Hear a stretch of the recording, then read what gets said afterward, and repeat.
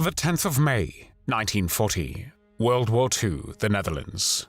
Nazi Germany invades Holland, and the German air forces, the Luftwaffe, use paratroopers in the capture of tactical points and to assist in the advance of ground troops across the country. The invasion is accompanied by heavy aerial bombardment of Rotterdam and culminates on the 14th of May with the destruction of its entire historic center. Because the Germans threatened to bomb the city of Utrecht in the same way, the Dutch forces surrender 1 day later. Soon after, the Nazis start to occupy the whole country and pass new anti-Jewish laws, which are designed to exclude Jewish people from society and restrict their livelihood. The systematic deportations of Dutch Jews to death camps start in July 1942. Many Jews go into hiding, but the possibility of their survival is reduced by the presence of Jew hunters, tempted by the lure of monetary rewards. They are headed by a sadistic Dutch police officer working for the Nazi intelligence agency, the SD. His name is Pieter Schaap. Pieter Schaap was born on the 18th of June, 1902, in Zandvoort, the Netherlands. In 1926, at the age of 24, he became a police officer in Amsterdam and rose to the rank of detective sergeant. Adolf Hitler and the Nazi Party came into power in Germany in January 1933. The Nazi regime quickly began to implement radical racial, political, and social policies which restricted the civil and human rights of the Jews, who, according to the census of the 16th of June, 1933, accounted for less than 0.8% of the total population of 67 million. During the first 6 years of Hitler's rule, German Jews felt the effects of legislation that transformed them from citizens to outcasts, and by early 1939, only about 16% of the Jewish breadwinners had steady employment of any kind.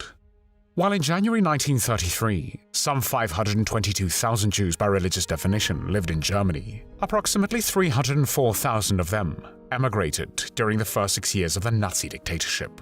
15,000 of them fled to the Netherlands. World War II started on the 1st of September 1939.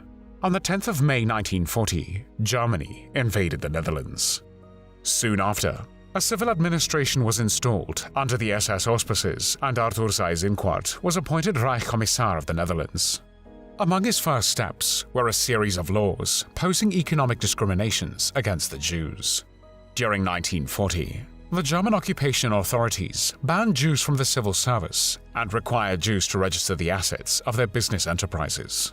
In January 1941, the German authorities required all Jews to register themselves as Jews.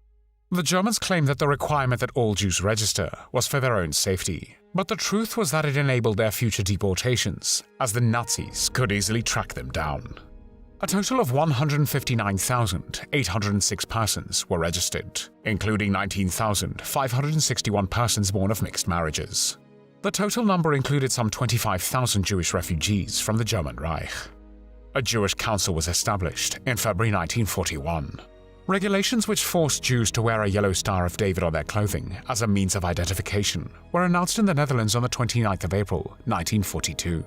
Those caught without the badge after the 5th of May, when they came into effect, were arrested and detained for a 6-week period to serve at Mauthausen. In the Netherlands, everyone knew that this was a death sentence. Deportations of Jews from the Netherlands began in July 1942. Transports regularly left the transit camps of Westerbork and Vught. The last train left Westerbork for Auschwitz on the 3rd of September 1944. During these 2 years, the Germans and their Dutch collaborators deported some 107,000 Jews, mostly to Auschwitz and Sobibor, where they were murdered. Only 5,200 survived.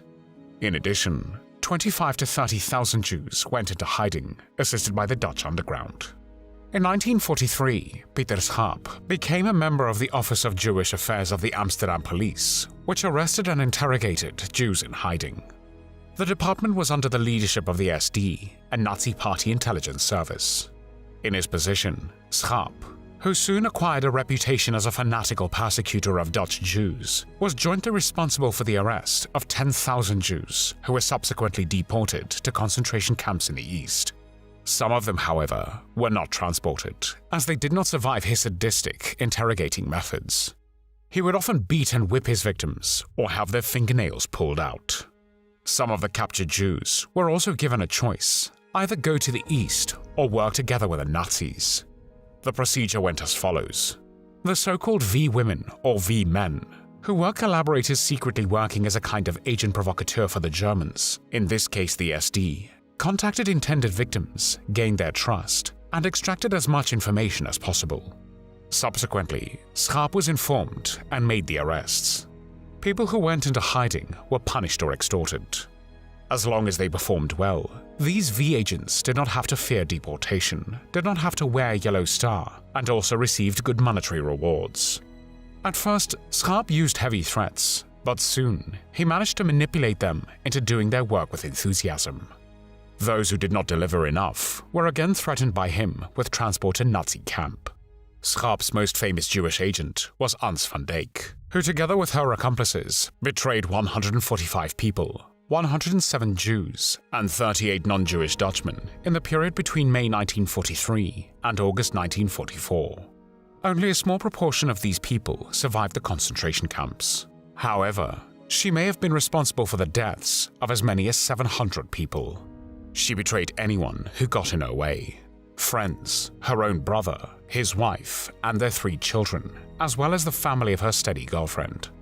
Another of his agents was Jean Valkenburg, who worked in Amsterdam as a prostitute and brothel madam. As a former Amsterdam police detective with many contacts in the underworld, Schaap knew her well.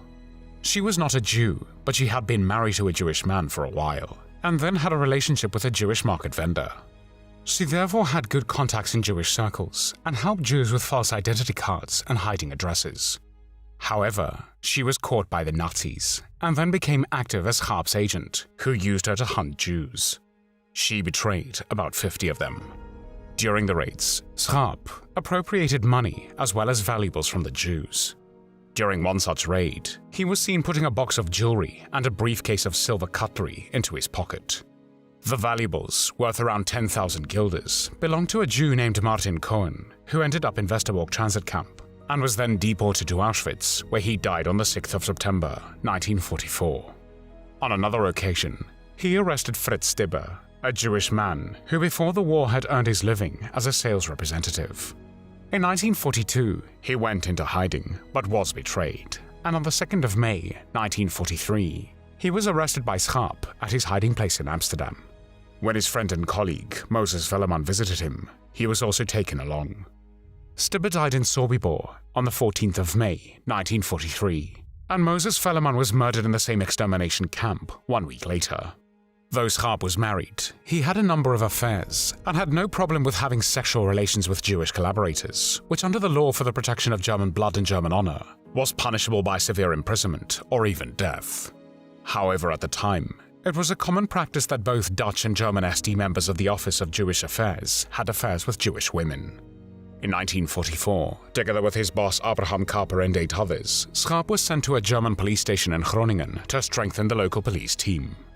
Their expertise with investigative methods gained in Amsterdam, and the fact that they were not known in Groningen, meant that they could easily go undercover among the population to make numerous arrests there. In the process, Schaap gained a reputation as an increasingly cruel interrogator and executioner. Often, during interrogations in his office, Kaper calmly asked the questions, and Schaap stood behind the detainee, fiddling with a whip. When the friendly approach was not working, Kaper left the room, and Schaap began the beatings. Although he captured significantly fewer Jews than in Amsterdam, that had little or nothing to do with his effectivity. The reason was that most of the Jews in Groningen had already been arrested and deported by mid-1944.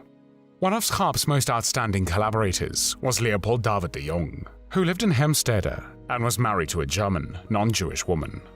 He was a Jew, but the status of a mixed marriage gave him some protection against deportation. During a check by Schaap, he pretended to be a half-Jew, but Schaap found out quite quickly that this was not true. He then put heavy pressure on de Jong, who succumbed, went to work for Schaap, and betrayed about 50 Jews, including his brother. Over time, de Jong became afraid that he would be exposed as an accomplice of the SD, and on the advice of Schaap, de Jong voluntarily allowed himself to be transported to Westerbork transit camp. There too, he passed on incriminating information about other Jews to the local Nazi leadership, as well as to Schaap. As a result, he received all kinds of privileges in Westerbork. such as being allowed to go on leave to Groningen, where on one occasion de Jong, aware of the fact that his role as a traitor would be heavily held against him, asked Schaap to arrange for him to move to Switzerland, but he did not want to take his wife because she was cheating on him. After Schaap had told him that a flight to Switzerland would not work, de Jong revealed to Schaap that he had a plan to kill his wife. Schaap, who was sleeping with his wife, ensured that de Jong was arrested, and when he later tried to escape, he shot him, putting 2 bullets in his head. Because some Dutch citizens couldn't bear to see what was happening to their country and people, and resisted the occupation, they joined the resistance. This resistance's counterintelligence, domestic sabotage, and communications networks helped to provide key support to Allied forces throughout the liberation of Holland. Members of the resistance, if discovered, were immediately sentenced to death. Schaap was the one who tortured the captured members of the resistance and gave the yes to shoot at the executions of these members. On the 10th of April, 1945, Schaap personally shot and killed 10 members of the Dutch resistance in Bakkeveen after first torturing them. According to Schaap, though he had been instructed by his superiors to order them to lie down in a pit dug by themselves, where they would be killed with hand grenades, he found this inhumane and shot them instead. In the Netherlands, between 25 and 30,000 Jews went into hiding during the war. 2/3 of those managed to survive. The Germans officially surrendered all their troops in the Netherlands on the 5th of May, 1945, 3 days before the general capitulation of Germany. During his flight in April 1945, Schaap carried a bag full of valuables belonging to his victims. What did not fit in the bag, he had given to his wife and stepdaughter for safekeeping. After the war, numerous witnesses, both victims and former colleagues, confirmed that stealing, extorting, and looting were part of Schaap's normal behavior.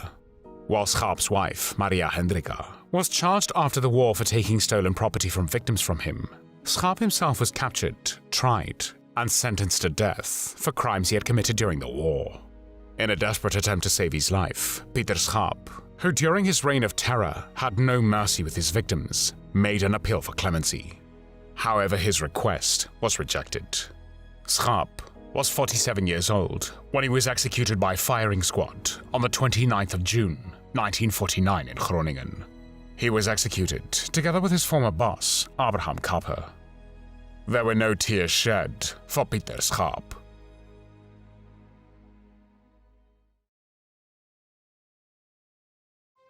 Thanks for watching the World History Channel. Be sure to like and subscribe, and click the bell notification icon so you don't miss our next episodes. We thank you, and we'll see you next time on the channel.